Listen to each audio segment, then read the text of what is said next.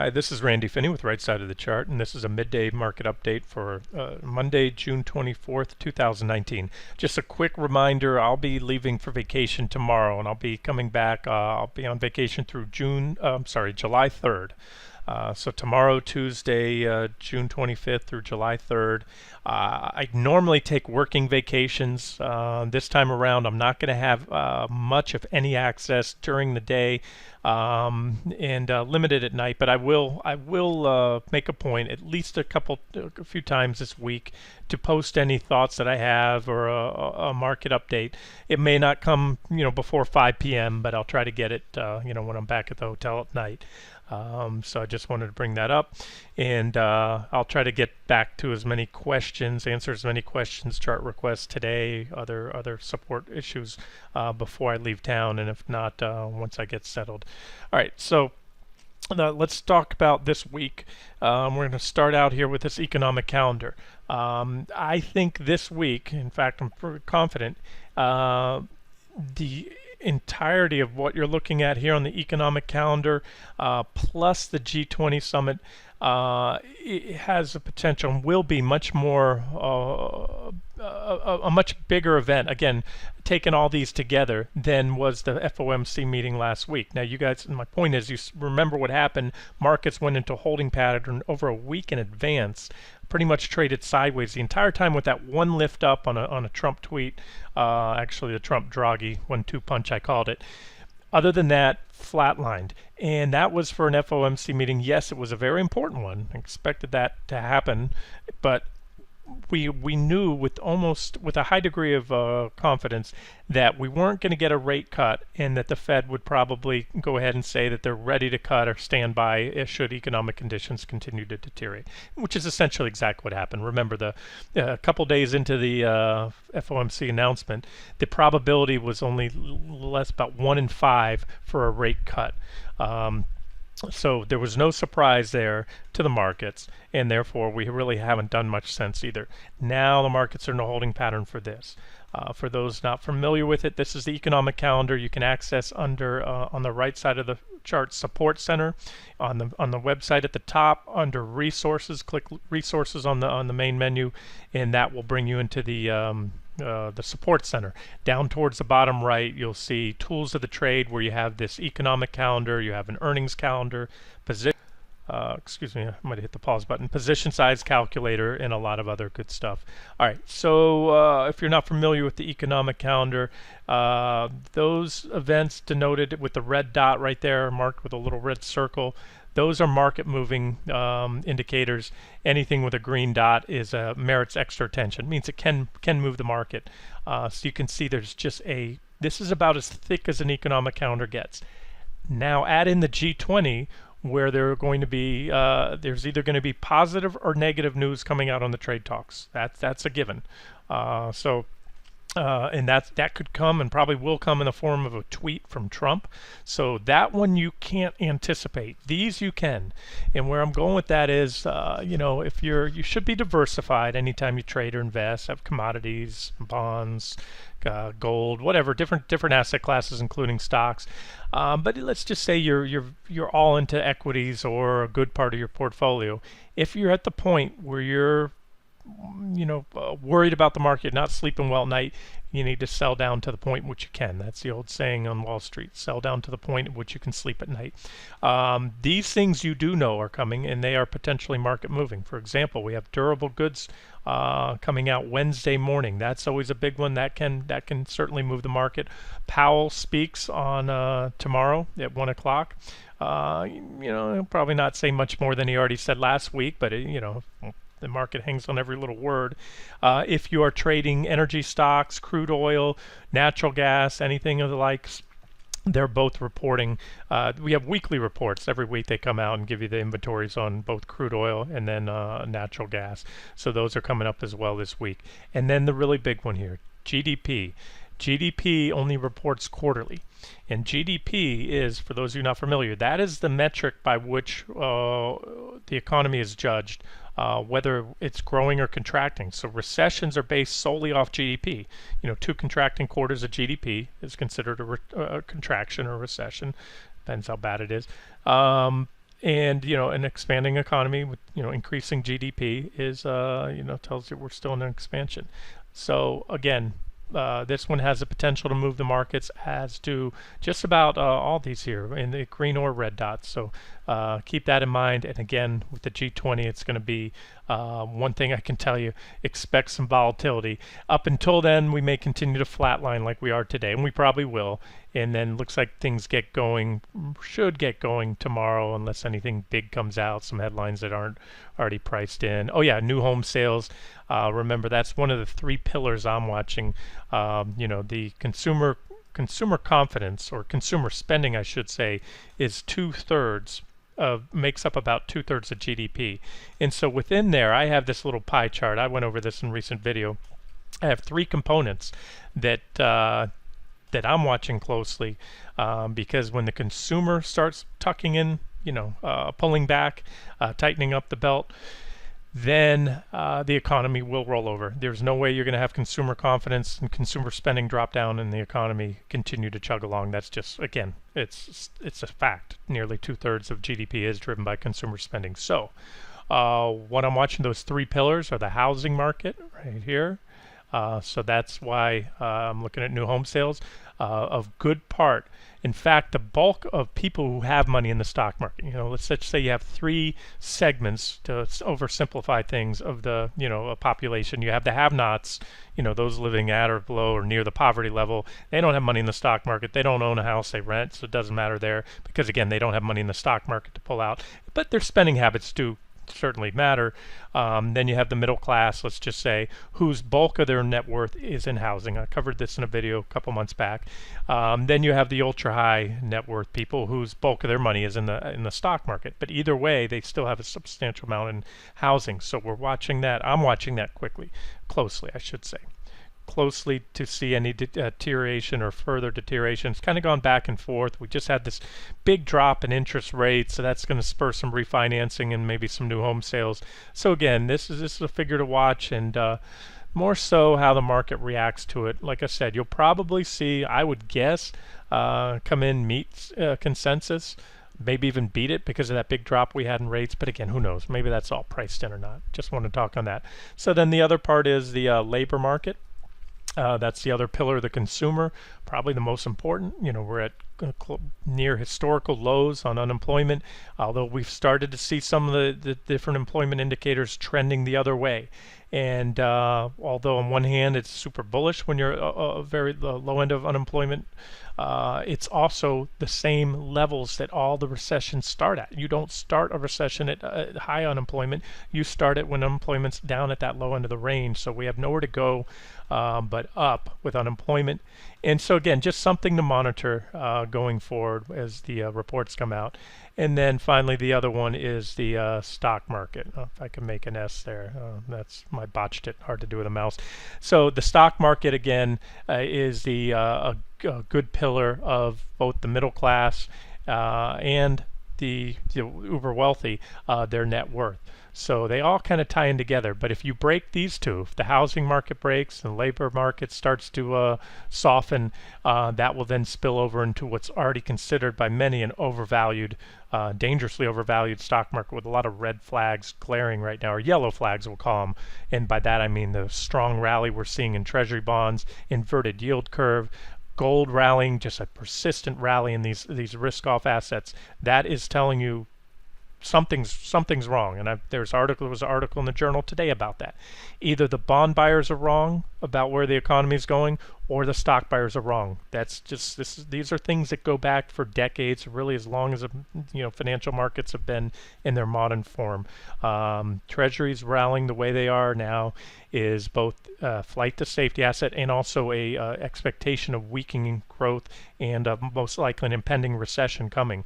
And I don't think pretty safe to say there's never been a stock market that went up or didn't correct and go down, either a major correction or bear market, when the U.S. economy went into recession. So again, things are getting frothy here, and we're going to have a correction, one of the two. Either the stock market continues to go up and bonds are going to have to pull back to reflect stronger economic growth, or it's going to go the other way around. So that's that. Enough on that. And again, GDP is a big one to watch. So let's just keep an eye on that calendar for next week. Or I should say this week. But again, also the, see what comes out of the G20. Okay, enough talking on that, but I think that's important again to kind of lay the groundwork of what to expect. Now we'll get to the charts and get to the technicals. And I'll say this: we all have our opinion on which way things are going to go or might go, whether it's the trade talks, whether what the next GDP report will beat or meet or exceed expectations or miss, I should say. But you can't trade. I get asked this question all the time: do you close your positions out in front of the GDP? There's always a potentially market moving economic indicator or something else coming out, and if you try to trade around those things, your broker's going to be very happy because you're going to be in and out of your positions, closing them out all the time. So I'm just a firm believer, let the charts be your guide. But be aware. That's why I spent 10 minutes talking about what's going to happen this week with the market moving, potentially market moving, economic reports plus the G20, whatever comes out of the trade talks, because that should determine, okay, if you're feeling pain right now, if you have too much into equity funds or anything out there, the market's probably going to make a big move either way this week, and it could make several big moves up and down. You're probably going to see volatility start to expand, and this therefore. So my point is, make sure that use the old expression in Wall Street. If you're feeling the pain, sell down your position to the point at which you can sleep at night. Now let's talk about charts here.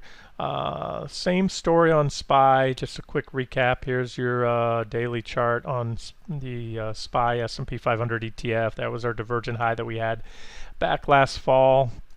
There was a breakdown, the big correction that came, and again we made another divergent high recently when we popped up with that Dragonfly Doji last week, right here, this Doji candle. And at the time I said that was a potential topping stick, so what we need to do is keep an eye on it, and what you want to see to confirm this as a potential reversal candlestick is follow-up selling, red candles down below. So far that's been the case. We're really not going down impulsively at all. In fact, that's an understatement. Today we've kind of been locked sideways. Small caps are going down pretty good, but large caps are holding up. But we did have a red candle Friday after Thursday's Doji, and another red candle so far today. So this is confirmation. And if we continue lower, especially move down below Thursday's lows, that's going to mean a couple things. If we can do that in the next day or two here. Number one, it will be a false breakout. See this right here? This was our previous high. This point right here, where that line is, that was our previous all-time high in SPY. We popped it one single day. They couldn't hold it. As I often say, breakouts to new highs on face value are bullish. However, when you have a stock or an index breakout with both negative divergence while overbought, the failure rate for that breakout is substantially higher. And so far, that was a failed breakout. It's not a huge deal right now. If I back out all the candles and what they may or may not mean, it's normal to see a stock or an index breakout, come in and back test the breakout point, even go a little lower and then continue up. But if we go much more than a little lower, especially in the next few days, we're going to have those dojis and those potential topping sticks on all the indexes I covered again last week. You'll see those confirmed, and then that puts in a pretty high probability that was a reversal or topping stick, just like this bearish engulfing candle right here was. You had a bearish engulfing candle followed by a red candle there, tried to pop, could not get back above it. That's what I want to see right now to keep the the bearish case intact. I extended the QQQ, suspended the stops through today. I'm leaving town, so that's it. They're reinstated now. They take it out today somehow, then so be it. But as of now, that's that. And on SPY, same thing like with this bearish engulfing. You don't want to see that potential reversal stick taken out. With everything on the economic calendar this week, is it possible something big comes out, especially a tweet? I'd probably take a tweet from Trump to run things up and then sell out. Anything's possible. Any new highs from here, as I mentioned, will still be a divergent high. And as I told you, nothing's going to change until at least when I get back next week. Nothing will change on my outlook, my intermediate term outlook. If we pop this here, the long-term charts are not going to change. The weeklies, I'm really interested to see how the month closes again, because we had some bearish engulfing candles on the monthly charts. And again, I'll try to post an update before I get back on that when the month is over at the end of this week. Okay, QQQ. We had the divergent high back here. Breakdown back test followed by the big drop. We had similar rising wedge here, also with a divergent high, and we also had a failed breakout to new all-time highs at that point, and then boom, followed by a correction, and we're still below that previous high. So it's really only, I think it's just the SPY that it was able to make a marginal new high recently. I think everything else is still down below there. But either way, similar story here. There's your hammer. There's a couple red candles so far. Still a little work to be done. Let's zoom down to the 60-minute charts. Take a look there. All right, so this is what's happened, because we're now kind of in that holding period with so much potential market moving reports, and again the trade talks going on this week, that we had a breakdown from these rising wedges. But as I said, you want to see two things, or at least one thing: impulsive selling. This is the farthest thing from impulsive selling. If you look down here, you can see the volume's low. Impulsive selling, a candle will look like this. That's an impulsive move, a gap up in that big green candle right there. I kind of overlapped it a little. This is impulsive selling. This is not impulsive selling. It's the exact opposite. We've gone nowhere. So we're below trend. We can pull these lines around, do whatever we want, but see, this market is just, like I said, in a holding period pattern right now. But let me say this: we broke trend and we're below there. So given the two, it's not bullish that we're not going down impulsively. We could start to move down impulsively, especially as the week goes on. So that's what you want to watch. I just want to make clear, we do have a breakdown right now. It's just not impulsive, nor have we printed a solid close below there. But that's what it looks like on QQQ. SPY, we've broken down. Again, not impulsive so far, but we could start to sell off a little bit more into the close, and that's what I want to see. So as of now, let's take it on face value. We have breakdowns, so they're sell signals, but they're not solid sell signals, if that makes sense. However, I'll take it, because we're short the Qs. I'm short the Qs personally.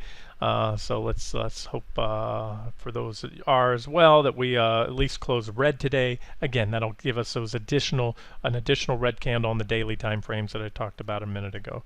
IWM. This is impulsive selling. This is what you want to see in SPY and QQQ if you are short or planning to get short. You want to see a breakdown and then impulsive selling like this. So we're on the way down to that first target. There's a little support right here, a little above that. But so far so good on the small caps. For whatever reason, the divergent high is not drawn there. There's divergence right there. And let me get to the futures for you real quick, and then we'll wrap it up with TBT and TLT, because somebody had a question on that one. Futures, let's start with NQ. Here you go. This is a 60-minute chart of the NASDAQ 100 futures. Very nice, clean, well-defined uptrend line. Lots of reactions, and then boom, breakdown there.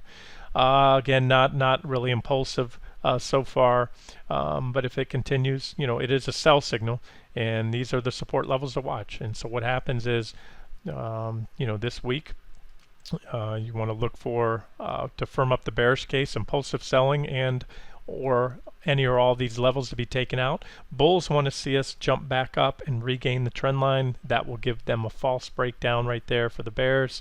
But there's a lot that can happen. That's why I wish I was going to be around this week. I think it's a very interesting week. Murphy's Law, that this is when that vacation's coming up. It's been planned for a long time.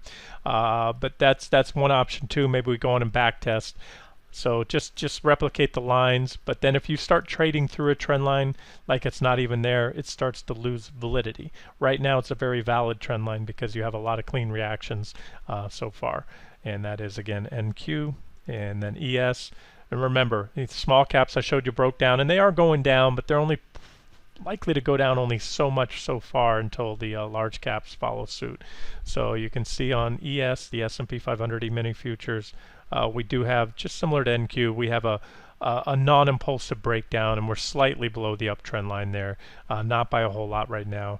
And starting to, probably if we break today's lows, you can see right about here. Quite a few reactions along that level. So if we get a little bit lower, have to go a little bit lower in today's lows. That could open the door for some more impulsive selling. But again, nobody shorts or longs or shorts aren't likely to do a whole lot as far as taking new positions until some of these the market moving reports are out of the way, and or the G20, and we know which way the trade talks went this week. This is RTY, the Russell 2000 futures, and again, just like IWM I showed you a minute ago, that's what right here, it kind of limped around, but all of a sudden, boom, that's what impulsive selling looks like. So that's a pretty decent sell signal on the small caps.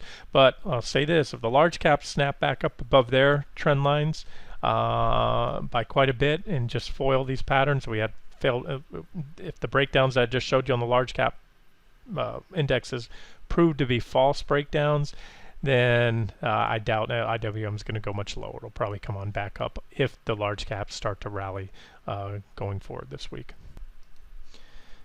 Okay, so this is just what I wanted to point out here. This is what the Dow looks like. This is DIA, the Dow 30 Industrials ETF, and you can see we have pretty much now roughly 4 equal peaks. You have this high back here.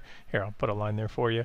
You can see that back in the fall of 2018, before the big drop, we peaked. We're a little shy, so the Dow, like I said, most indexes have not made new highs. Small caps are way off, mid caps are way off. The Nasdaq's a little below its previous highs. It was just the S&P that popped that one doji so far. So we're at an important technical level. This is where bulls and bears differ, and it's how, it's the whole, you can see the glass half empty or glass half full. I'm still seeing it glass half empty.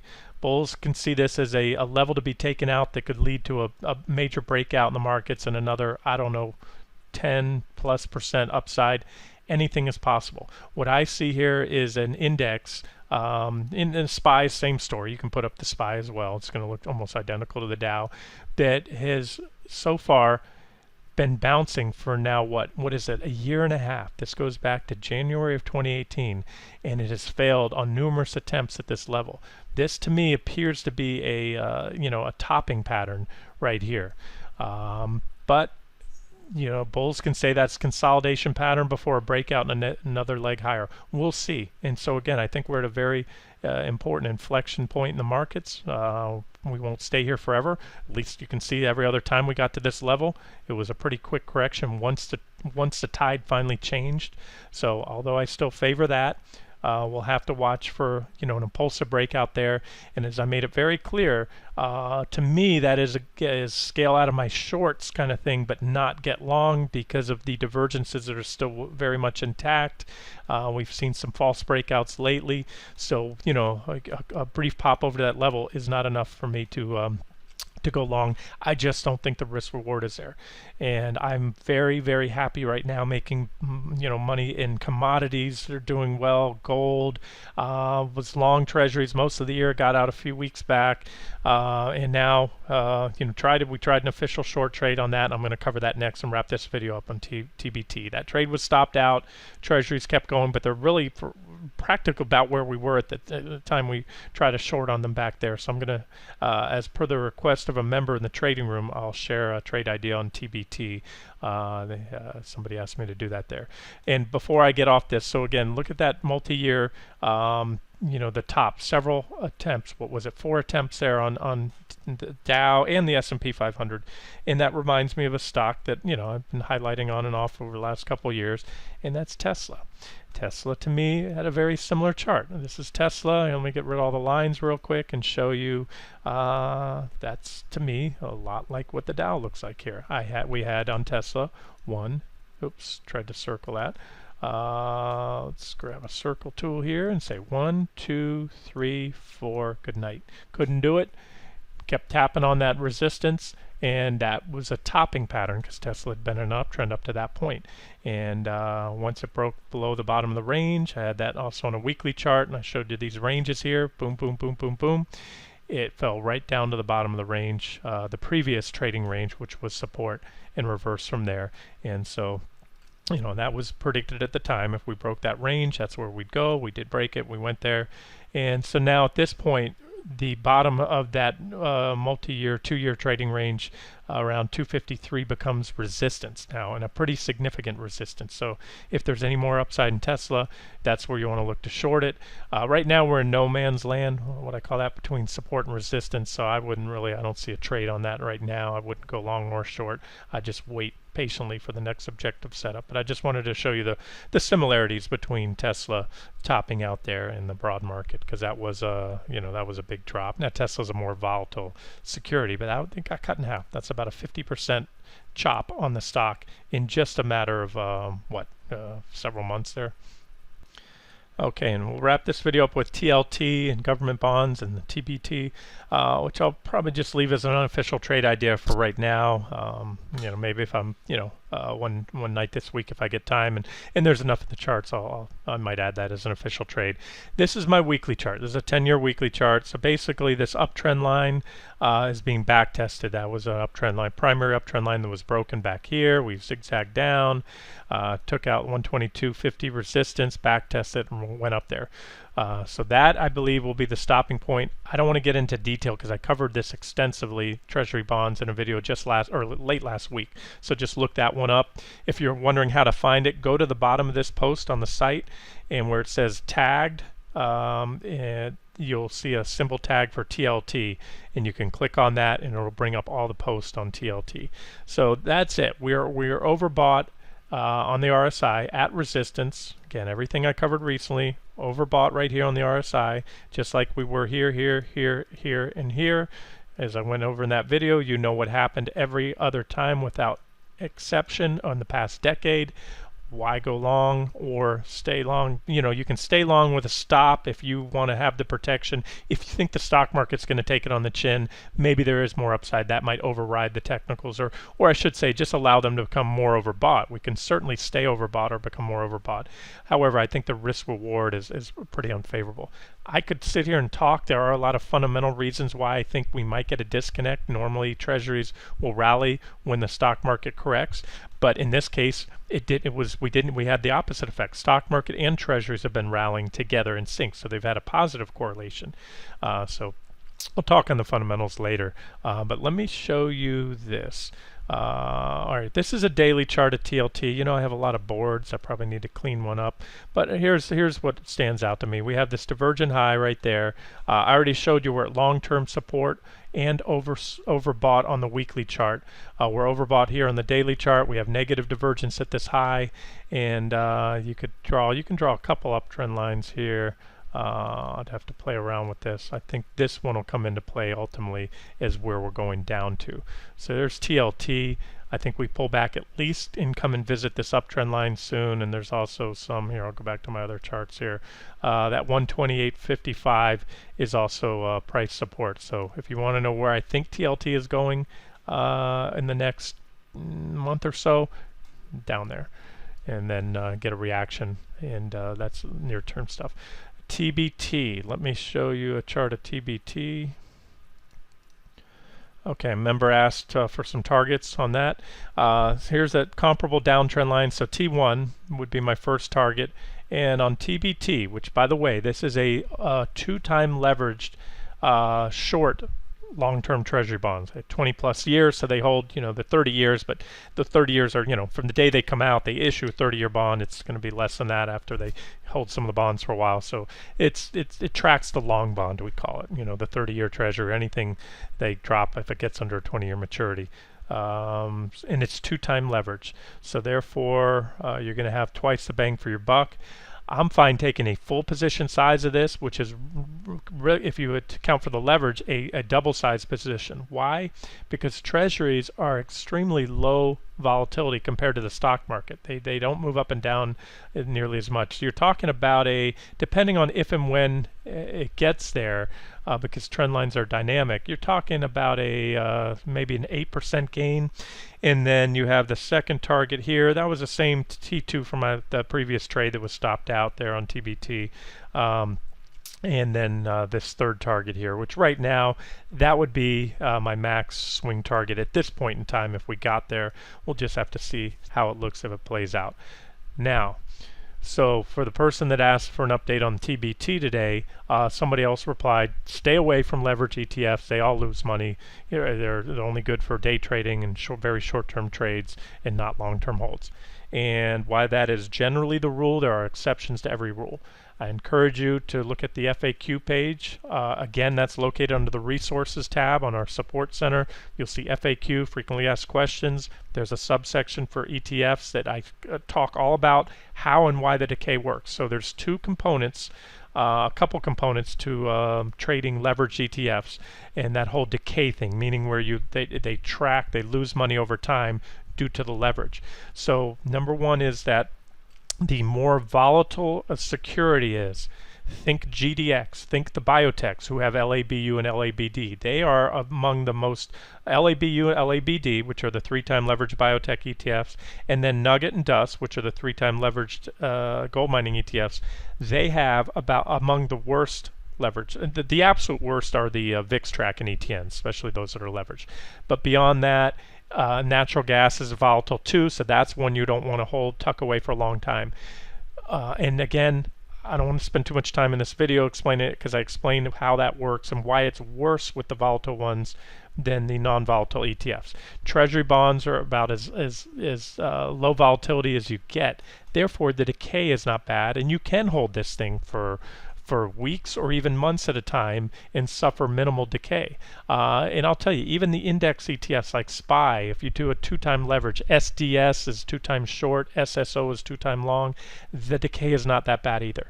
And you know, I know there's a lot of articles written about that, and the whole reason I talk about this, and the whole reason years ago I went and checked this, I'm like Christopher Columbus. They told him the world was flat, but he suspected it was round. Instead of just taking their word for it, he sailed around and found out that he didn't fall off the edge of the world. So I did the same thing because I would see time after time just negative, don't hold these things. And so that's why I wrote that article and explained the math. And last week, if you caught that video I showed you on GDX, I used an example where the 3-time leverage on the volatile ETFs can actually work in your favor, not only not against you, but in your favor. And I showed you examples, and I've done that in the past, where if you get in on unidirectional trends, there not only isn't any decay, but you actually outperform 300% the underlying. Now where I'm going with this, so in treasuries, let me just show you enough talking about it. You might be skeptical at this point, so let's just look at some facts here. TLT, what I've done here is picked a couple fairly unidirectional trends to show you what would have happened. So on TLT right here, there's a peak back in, you can replicate this on your own chart. That was August 24th, it looks like. We peaked out on TLT, and from that peak to the bottom it dropped 7.9%. Then we had a bottom right here, and I should have put an arrow, that's where I marked it. We had a 10.83% what I call unidirectional rally, or if you count this area consolidation, from low to high we went up 19.23. Now what I'm going to do is just flip over to TBT, which again is going to be TLT upside down because it's short and it has 200% leverage. So what are we looking at here? Well, in that first example, let me go back to TLT. I didn't put that number there. So we dropped 7.9%, right? So you would think that TBT would be up, what is that, just under 16? That would be 15.8%, right? 2 times 7.9. Yet we were up 16.71. What happened? It actually outperformed TLT. And that was, and outperformed it by more than the 200% that you would have expected. And that was only 1.5 months. So there's an example that I said. These are not bad instruments, especially if you don't just take a random pot shot. You don't want to get caught up in this sideways grind. You want to, strategic, and that's what swing trading is about. We wait for things, we wait for a nice setup, and then get in and try to get in and get out, catch these trends. This is what swing trading is all about, trying to capture these trends within a larger trend. All right, so back here, we had a point right here. I just showed you on the chart a minute ago. TLT rose 10.83%. So you would think that TBT would have dropped almost 22%, right? Twice that? No, it only dropped 19%. And there we dropped. If again, this one was from the high to low, what I'm doing is measured that drop, and then if you just held on to it for a long time. Now again, generally not a good idea with leverage ETFs. I'm just trying to show you that on TBT you're not going to get killed if you're in this one and it goes against you. But as always, use stops. Nobody should ever have suffered drawdowns to this extent in anything. There's no reason. Your trend was clearly going against you. But with that being said, so from that point to that point, TLT rallied 19.23, and you can see that TBT dropped 31%. So it did, in that very long period, especially with the sideways chop and all that. Over time, yeah, you did end up giving some up there. And yes, if I get don't bother replying under the comment section. There's a difference in dividends. That's true. TLT, there's different dividends in each of these, and that's going to account for some of the regularities. But I think you get the point there that it's, look, for all intents and purposes, let's just say the decay is very minimal and should not even impact a swing trade. You're either going to be stopped out or hit your price target long before something like this happens. It takes 6 months and a 30 something or 20 something percent move in TLT, which by the way is an extreme. So I picked one of the biggest moves that treasuries have had in many years right here. And again, the math is well, actually, you know what? I take that back. I did that wrong. That would be if TLT moved 20. That would be you'd be looking at about a 40% drop. So again, it must be the dividends throwing this off, because again, you only dropped 31% instead of 38%. Because 2 times that. So the decay here, again, there's the dividends are what's making the difference there. But the decay is not been bad at all. In fact, it's working in the favor of TBT. So that's why you can take a swing trade on treasuries if that's where you think they're going. I said I'd wrap up there, but just if you missed the last video on bonds in general, here's LQD 10-year. This is a 10-year weekly chart at a major resistance level, a lot like the stock market. But again, or that chart on Tesla. Again, that is a very clear trading range. You want to call it a topping pattern? That's what I think it is. May not be. Again, if you break out and it's impulsive and we move on up, this is a weekly chart. So, we get all the way up here. Yeah, after an impulsive breakout, then maybe we are going a lot higher. Very doubtful, because if we're at the cushion, there's not much downside in rates. They're compressed down close to zero. Yes, you can technically go into negative rates, but not by only by a small margin. So again, it's about risk reward. And right now, at this point, after this rally, I was bullish most of that and long most of that. But not anymore. In fact, I think it's going to go the other way. So like I said, I took all my 401k money, all that long-term stuff out of both this. I even had some LQD took it out last week, gone. So I'm not shorting this right now, nor is there, you can short this, but you're going to pay the dividend if you short it. One other option for you I just wanted to share, and then I'll wrap it up. It's so I couldn't find a short ETF for investment grade corporate bonds, which LQD is, which we were just looking at, but I found one for high yield bonds, and that's this one here, SJB. Here's a nice look at the bullish divergence right now. Not confirmed yet. If we start to turn up here, which I think we will soon, this will mesh with a correction in the stock market, because stock market and junk bonds tend to move together. So if we can correct in the stock market, if those 60-minute wedges that I showed play out, if the reversals based on the daily charts, those candles and the divergences, everything start to play out, junk bonds will fall and this will go up. So here's something, and this is I just started taking a position last week, and late last week into this, that I plan to add to if things play out here. And there's also JNK, which is the junk bond ETF, and LQD. I don't have it marked up here. I'll show you. There's that divergent high. Remember, this is going to be similar to that SJB I just showed you in reverse. There's your divergence, and then HYG. I think this is the index. It probably tracks this chart. Looks similar. Negative divergence there on junk bonds. I had a resistance line there. Probably goes back a little more in the past. So again, it's all about risk reward. I think the upside right now in bonds in general, all treasuries, corporates, junk bonds, I think they're all, the risk return is not favorable on the long side and really starting to become attractive for a short trade.